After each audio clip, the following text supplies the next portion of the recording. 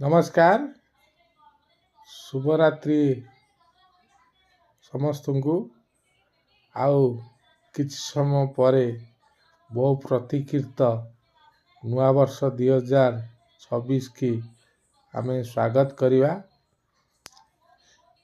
ଦିନ ପରେ ଦିନ ଆସେ, ତାରିଖ ପରେ ତାରିଖ ବଦଳିଯାଏ, ମାସ ପରେ ମାସ ବଦଳିଯାଏ, କ୍ୟାଲେଣ୍ଡରର ପୃଷ୍ଠା ତାରିଖ ମାସ ବଦଳିଯାଏ, କିନ୍ତୁ ଏମିତି ଗୋଟିଏ ତାରିଖ ଆସେ ସେ ଟୋଟାଲ କ୍ୟାଲେଣ୍ଡରଟାକୁ ବଦଳାଇ ଦିଏ। ଆଜି ହେଉଛି ସେହି ଦିନ, ଡିସେମ୍ବର 31 ବୁଧବାର। ତେଣୁ ଆସନ୍ତା କାଲି ଆମେ ନବବର୍ଷ ପାଳନ କରିବା। 2026 କି ଆମେ ସ୍ୱାଗତ କରିବା, 2025 କି ଆମେ ବିଦାୟ ଦେବା।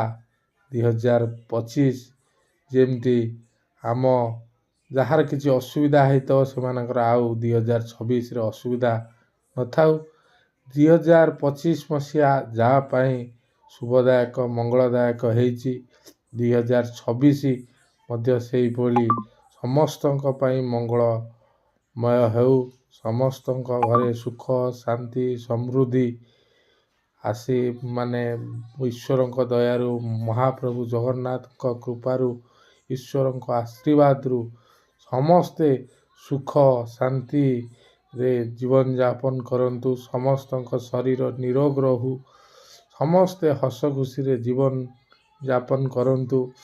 ଏହା ହିଁ ମହାପ୍ରଭୁ ମୋର ବଡ଼ ଠାକୁର ଜଗତର ନାଥ ଜଗନ୍ନାଥଙ୍କ ନିକଟରେ ପ୍ରାର୍ଥନା।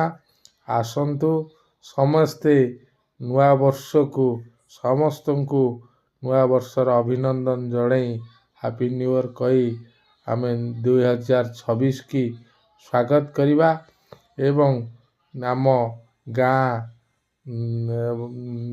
ବ୍ଲକ, ରାଜ୍ୟ, ଦେଶ ପାଇଁ ଈଶ୍ୱରଙ୍କ ନିକଟରେ ପ୍ରାର୍ଥନା କରିବା। ଭାରତ ଯେମିତି ଗୋଟିଏ ମହାଶକ୍ତିରେ ପରିଣତ ହେଉ, ଭାରତର ଆର୍ଥିକ ସ୍ଥିତି ଉନ୍ନତି ହେଉ, ଭାରତରେ ସବୁ ପ୍ରକାର ସୁଖ ଶାନ୍ତି ସମୃଦ୍ଧି ଭାରତବର୍ଷରେ ଆମ ଓଡ଼ିଶା ରାଜ୍ୟରେ ଲାଗି ରହୁ। ଏହା ଆମ ଜଗତର ନାଥ ଜଗନ୍ନାଥଙ୍କ ନିକଟରେ ଆମେ ସମସ୍ତେ ମିଶି ପ୍ରାର୍ଥନା କରିବା। ସମସ୍ତଙ୍କର ମଙ୍ଗଳ ହେଉ, କାହାରି ଦୁଃଖ ନ ରହୁ। Advance happy new year 2026।